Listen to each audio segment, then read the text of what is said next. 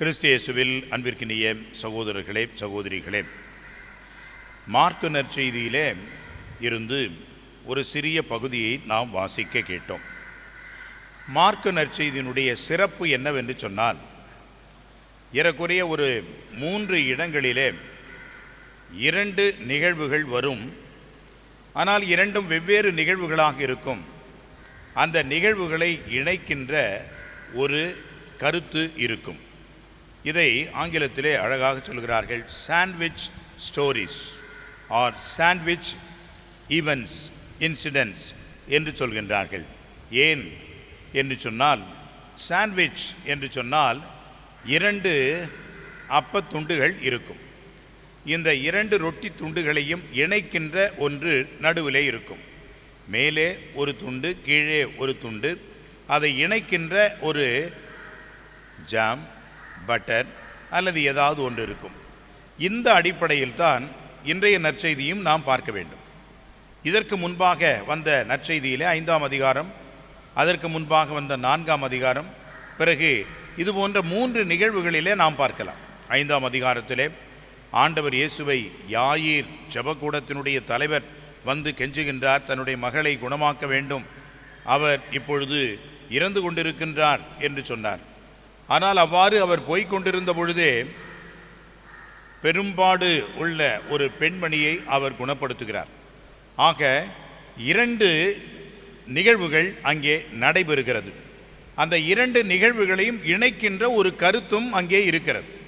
அந்த வகையிலே தான் அன்புக்குரியவர்களே, இன்றைக்கு வரக்கூடிய இந்த நற்செய்தியும் இப்படியாக அமைந்திருக்கிறது. முதலிலே ஆண்டவர் என்ன செய்கின்றார் பாருங்கள். அவர் பசியினால் அத்திமரத்திற்கு சென்று அந்த அத்திமரத்திலே கனியை, பழத்தை எதிர்பார்க்கின்றார். அதில் கனி இல்லை என்று தெரிந்து கொண்டு அந்த அத்திமரத்தை அவர் சபிக்கின்றார். அந்த அத்திமரம் பட்டு போய்விடுகிறது. இது ஒரு நிகழ்வு. உடனடியாக அடுத்த நிகழ்வு பாருங்கள். ஆண்டவர் இயேசு எருசலேமுக்கு வந்து கோவிலுக்குள் செல்கின்றார். அந்த கோவிலுக்குள் செல்கின்ற பொழுது அங்கே நாணயம் விற்பவர்களையும் விற்பனை செய்கின்றவர்களையும் பார்த்து கோபமடைந்து அவருடைய மேசைகளை எல்லாம் தலைகீழ அவர் மாற்றி விடுகின்றார், துரத்தி விடுகின்றார். என் இல்லம் மக்கள் வழிபடுகின்ற கடவுளுடைய இல்லமாக இருக்க வேண்டுமே ஒழிய வன்கள்வர் குகையாக இதை மாற்றாதீர்கள் என்று சொல்லி கடுமையாக அவர்கள் மேல் கோபமடைந்து அதையெல்லாம் தூக்கி வீசி எறிகிறார். அன்புக்குரியவர்களே, இந்த 2 நிகழ்வுகளையும் நாம் இப்பொழுது ஒப்பிட்டு பார்க்க வேண்டும். முதலிலே ஒரு அத்திமரம், இரண்டாவது ஆலயம், கோவில். இந்த அத்திமரம் என்பது இலைகளால் நிறைந்து செழித்து பசுமையாக இருந்தது. இந்த எருசலேம் தேவாலயம் என்பது ஏராளமான மக்கள் வந்தார்கள், போனார்கள், வழிபட்டார்கள், பல்வேறு பலிகளை அவர்கள் செலுத்தினார்கள். எனவே கோவில் என்பது ரொம்ப ஆர்வமாக மக்கள் வந்து போகின்ற ஒரு செழிப்பான, சிறப்பான இடமாக இருந்தது. இவ்வளவு செழிப்பாக இந்த அத்திமரம் இருந்தாலும் கூட ஒரு பழத்தையும் அங்கே பார்க்க முடியவில்லை. இவ்வளவு சிறப்பாக இந்த எருசலேம் தேவாலயம் இருந்தாலும் கூட விசுவாசம், நம்பிக்கை, அமைதி, இறைவனோடு இருக்கின்ற அந்த உறவு நிலை என்பதை பார்க்க முடியவில்லை. இந்த அத்திமரம் என்பது எதற்காக? இலைகளுக்காக வைத்திருக்கப்பட்டிருக்கிறதா? இல்லையே. பழம் தர வேண்டும், அந்த பழத்தினால் மக்கள் பசியாற வேண்டும் என்பதனால்தான் அந்த மரம் இருக்கிறது. மரத்தினுடைய கனி என்பதுதான் அதனுடைய இலக்கு, அதனுடைய வேலை. எனவே இந்த அத்தி பழம் இல்லாத மரம் என்பது வீணானது, அது எந்த ஒரு பயனும் தராது.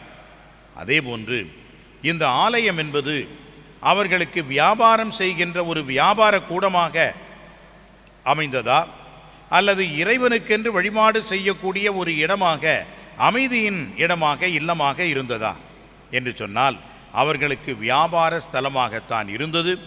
அதுவும் குறிப்பாக பெரிய குருக்கள், பரிசேயர்கள் அதை அதிகமாக அனுபவித்து அவர்கள்தான் வாழ்ந்தார்கள் என்பதையும் பார்க்க முடிகிறது. எனவே ஆண்டவர் என்ன செய்கின்றார்? கனிதராத அந்த மரத்தை அவர் சபிக்கின்றார். இங்கே உண்மையாகவே இறைவன் இல்லாத இடத்தை அவர் எல்லாவரையும் வெளியே அனுப்பி சுத்தப்படுத்துகின்றார், சுத்திகரம் செய்கின்றார். மீண்டுமாக இந்த ஒரு மரத்திற்கு வாய்ப்பையும் கொடுக்கின்றார். அந்த மரத்திலே அவர் கனியையும் பார்க்கின்றார். இந்த ஒரு ஆலயத்தை ஆண்டவர் இயேசு சுத்திகரம் செய்தாலும் கூட என் வீடு இது ஜெப வீடு என்று அந்த ஆலயத்தை சுத்தப்படுத்தி தூய்மையாக்கி மீண்டுமாக வழிபாட்டிற்கென்று அந்த ஆலயத்தை அவர் அர்ப்பணிக்கின்றார். அன்புக்குரியவர்களே, இந்த இரண்டிற்கும் இருக்கின்ற அந்த ஒற்றுமையைத்தான் இணைக்கின்ற ஒரு பொருளாக, கருத்தாக நாம் பார்க்கின்றோம். என்ன என்று சொன்னால், இந்த மரத்தை ஆண்டவர் புதுப்பிக்கின்றார், இந்த ஆலயத்தை, கோவிலை ஆண்டவர் புதுப்பிக்கின்றார். புதுப்பித்தல் என்பதுதான் இந்த இரண்டு இடங்களிலேயும் நாம் பார்க்கக்கூடிய ஒன்று. அந்த ஒரு கருத்தை தான் இன்றைக்கு நமக்கும் ஆண்டவர் சொல்கின்றார். நாம் பழம் தராத, கனி கொடுக்காத, செழிப்பான பசுமையான மரமாக இருந்தால் என்ன பயன்?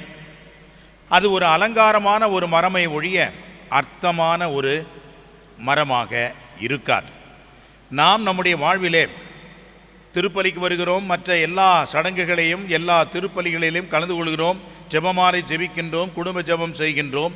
ஆனால் உண்மையான கனி என்று சொல்லக்கூடியது நம்முடைய வாழ்வில் இருக்கக்கூடிய அன்பின் செயல்பாடுகள், நம்முடைய ஒழுக்க வாழ்வு, நம்முடைய பிறர் அன்புக்கான தியாகம், இதெல்லாம் இல்லை என்று சொன்னால் நாம் அலங்காரமான மரம் தானே ஒழிய அர்த்தமான பழம் தருகின்ற, கனி கொடுக்கின்ற மரங்கள் இல்லை. ஆண்டவர் இயேசுவை நம்முடைய உள்ளத்திலே வாங்குகின்றோம். ஆலயமாக நாம் வாழ வேண்டும்.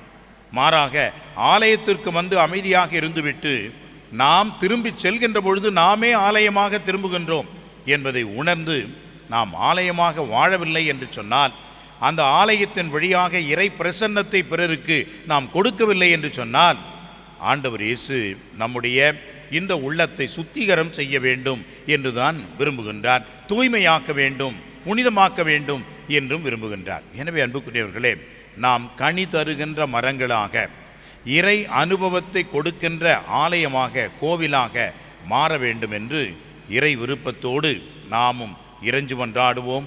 ஆண்டவருடைய அருள் பெற்றவர்களாக இந்த திருப்பலியிலே தொடர்ந்து பங்கெடுத்து ஜெபிப்போம். ஆமென்.